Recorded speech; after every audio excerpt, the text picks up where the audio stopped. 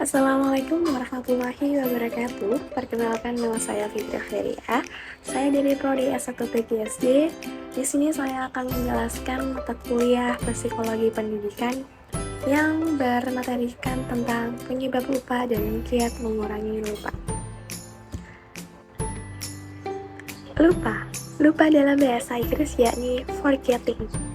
Secara diistilahkan, ialah hilangnya kemampuan untuk menyebut atau mereproduksi kembali apa-apa yang sebelumnya telah kita pelajari. Lupa bukan berarti hilang ingatan ya. Hilang ingatan adalah hilangnya kemampuan untuk mengingat atau menimbulkan kembali yang disebabkan oleh hilangnya item informasi dan pengetahuan dari akal kita. Penyebab lupa itu udah banyak banget. Nah, di sini kita sebutkan beberapa poin-poin penting saja.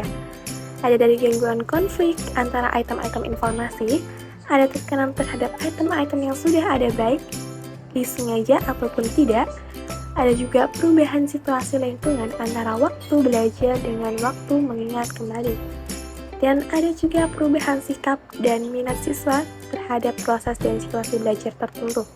Ada juga tidak pernah digunakannya materi pembelajaran yang sudah dikuasai.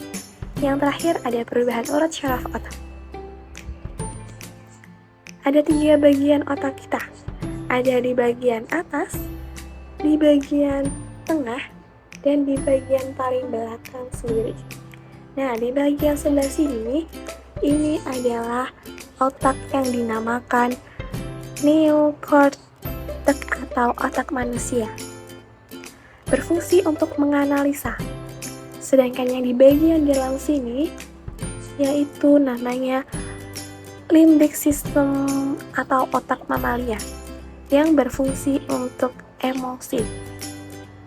Sedangkan yang di paling belakang sendiri ada yang namanya brainstem atau otak reptil berfungsi untuk survival.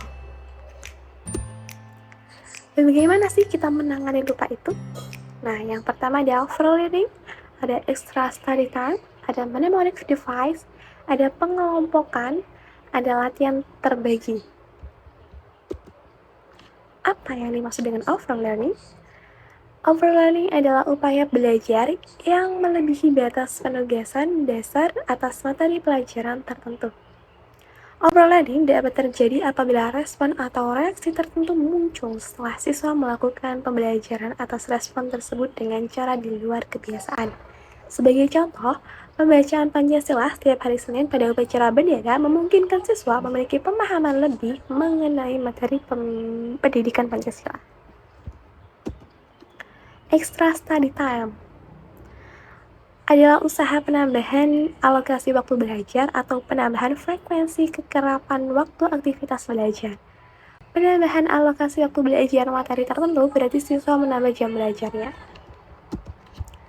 Mnemonic device lebih sering disebut mnemonic saja berarti kiat-kiat khusus yang biasa dijadikan alat pengait mental untuk memasukkan item-item informasi ke dalam memori siswa.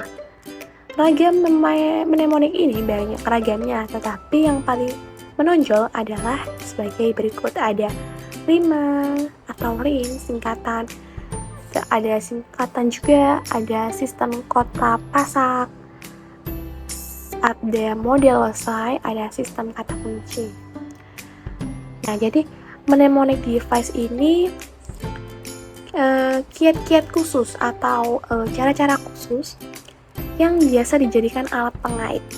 Nah, alat pengait mental untuk memasukkan informasi-informasi ke dalam memori siswa.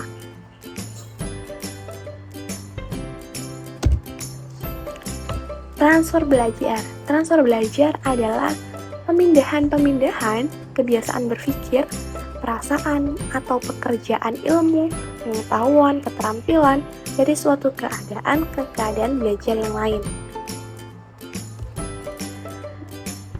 Transfer belajar teori disiplin formal. Transfer belajar hanya dapat terjadi bila diperkuat dan didisiplinkan dengan latihan-latihan yang keras dan terus-menerus.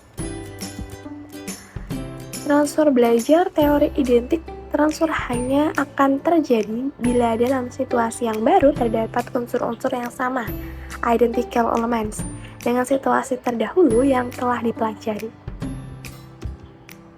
Transfer belajar teori generalisasi. Dalam teori generalisasi, transfer bisa terjadi bila situasi baru dan situasi lama telah dipelajari, mempunyai kesamaan prinsip, pola, atau struktur, tidak kesamaan unsur-unsur. Ada 4 kategori belajar teknik. Ada transfer positif, ada transfer negatif, ada transfer vertikal, dan ada transfer lateral. Transfer positif, nah di sini sudah saya jelaskan, yakni transfer yang berefek baik terhadap kegiatan belajar selanjutnya. Sedangkan transfer negatif yaitu transfer yang berefek buruk terhadap kegiatan belajar selanjutnya. Sedangkan transfer vertikal yaitu transfer yang berefek baik terhadap kegiatan belajar pengetahuan atau keterampilan yang lebih tinggi. Sedangkan transfer lateral yaitu transfer yang berefek baik terhadap kegiatan belajar pengetahuan atau keterampilan yang sederajat atau setara. Apa aja faktor-faktor penyebab transfer belajar? Ada intelijensi, sikap, materi pembelajaran, sistem penyampaian guru. Oke, sekian dari saya. Bila ada kurang katanya, saya mohon maaf yang sebesar-besarnya. Bila ada yang kurang difahami, bisa langsung japri ke saya saja, nanti akan saya jelaskan. Sekian penjelasan dari saya, semoga bisa bermanfaat bagi kita semua. Kita akhiri. Wassalamualaikum warahmatullahi wabarakatuh.